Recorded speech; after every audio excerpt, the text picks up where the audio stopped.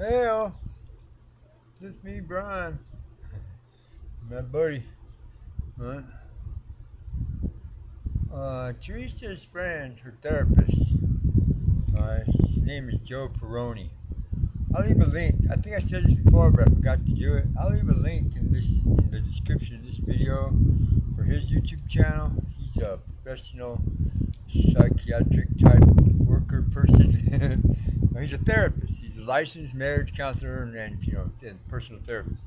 That's what he is. And me and him been, we got into a few conversations when, he was talking to Treasa on the phone, for her, weekly session. Right? And, started, I don't know if the wind's blowing or not. Anyways, old Joe, he asked me a couple questions, you know what I'm saying? And I gave him a couple answers, and, we kind of sort of tend to agree on a lot of cool stuff, you know what I'm saying, when it comes to, mental health issues and, dealing with stress and, and anxieties and, personality disorders and stuff like that. Well, he asked me a question, right, because apparently, I don't know why, but he just asked me the question, and he thought it would be a good video topic for me to talk about, right? And what the question was is that how is it that people that have it going on, like some of these miner people here, some of these guys, they start out working over here at the mine making $105,000 a year. That's a lot of cheese, bro. That's a damn good job. They work hard. They're over there right now, driving the dike. I can count one, two, three, four, five. There's five dump trucks right now. The big giant, big gigantic ones. You know what I'm saying? They're rolling out on the pad, dumping. They're digging. That thing goes 24 hours a day. Right? And them dudes, they have a lot of money. They have a lot of money to burn, especially if they're married and their wife works over at the mine, or their wife works in Tonopah or somewhere around here. Say she works from home or whatever.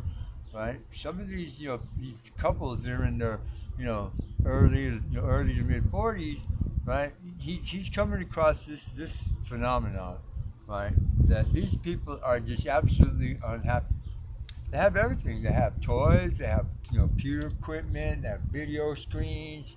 You know what I'm saying? They have cars. I mean, I make a joke about it, but here in this little tiny community called Hadley of about maybe 2,500, 3,000 people, they have an Audi club. I call it the Audi club. They all started buying Audis and they all trying to outdo each other, right? But yet, just because they have the best Audi in town, they're not happy. Right? And Joe wanted to know what I thought about that. Why that is. You know what I'm saying? And because I you guys, a lot of you guys know this about me. A lot of my observations and a lot of my my thinking stuff, higher thinking thoughts and stuff like that.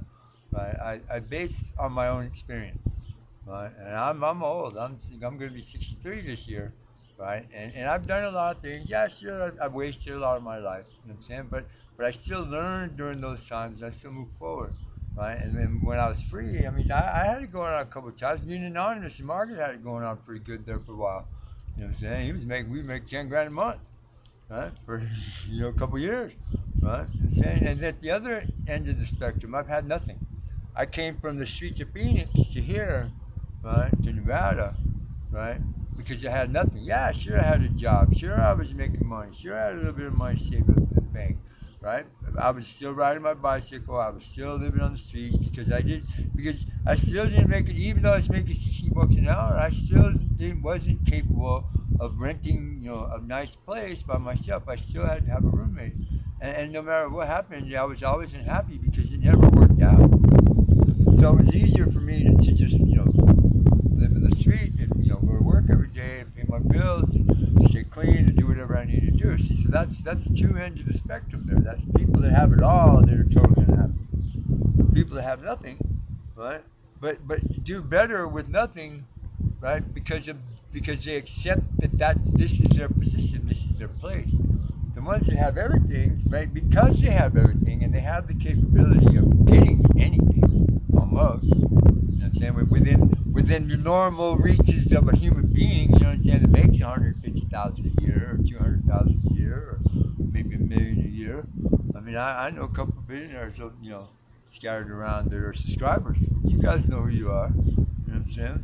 Right? That I've hung out with and partied and got drunk and you know what I'm saying, and shot guns and had a grand old time on the beach with Bob and Ted at Newport. When we was riding our bikes, I still talk to Ted. Right? And you know, he told me that it wasn't until he'd been retired for 10 years, right? Because he's like in his early 80s now. He said it wasn't until he was retired for like 10 years that it actually settled into his mind. You understand? That now is his opportunity to be happy, to enjoy life. You know what I'm saying? For what it has to offer, instead of stressing and working and pounding away. You know what I'm saying? Pounding and pounding and pounding away to try to build for something for your future. He said, my future was secure 10 years ago and I didn't even realize it.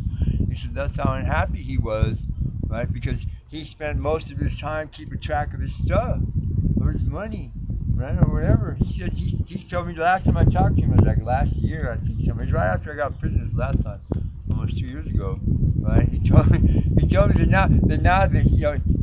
he finally realized that he pays this whole bank of accountants to take care of his shit. He finally let them do their jobs, and now, you know what I'm saying, he feels like he's getting his money's worth because now he doesn't have to worry about any of it. I mean, he's got so much of it anyway, it doesn't matter. I mean, once you reach this is my point. Once you get to a certain point of personal wealth or treasure or whatever it is that you value, once you get to a certain point of that, having more is useless.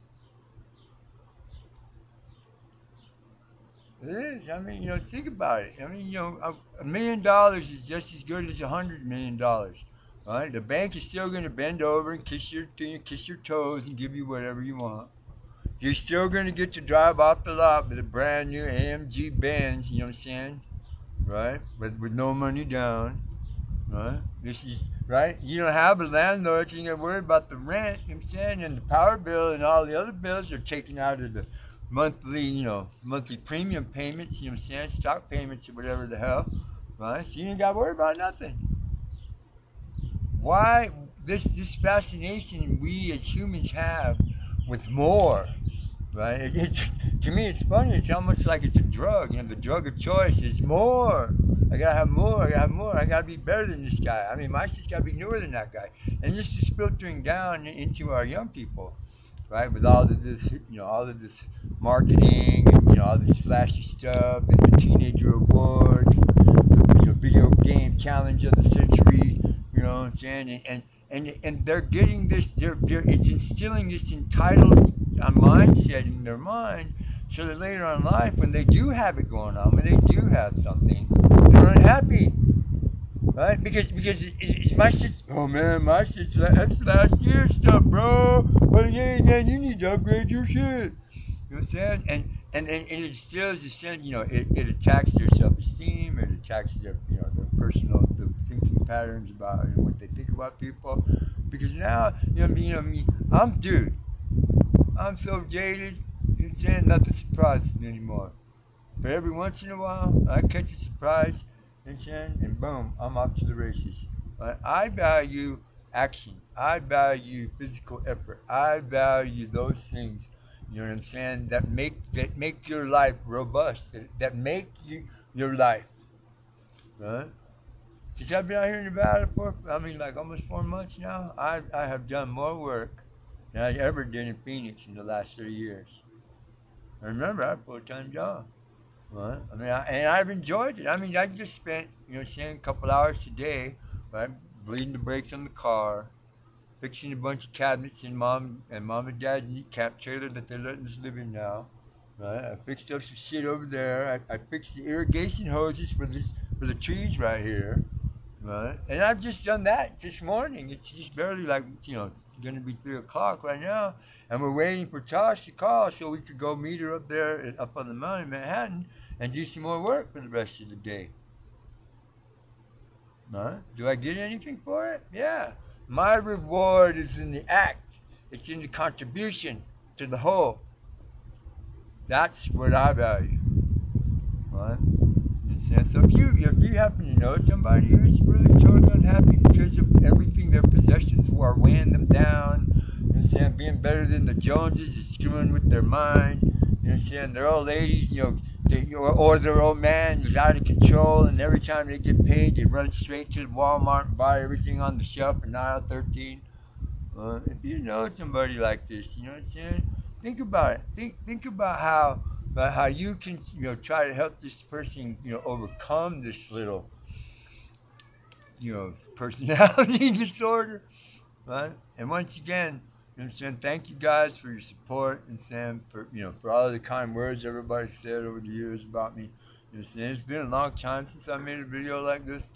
You know what I'm saying? And I've been thinking about it for a minute, and I think I'm gonna probably start up again, make a few more spiritual videos and some other stuff like that. I don't know. I now we're in a more stable environment right now, and we're 26 miles closer to the goal, right? So everything might be okay. This is me, Brian.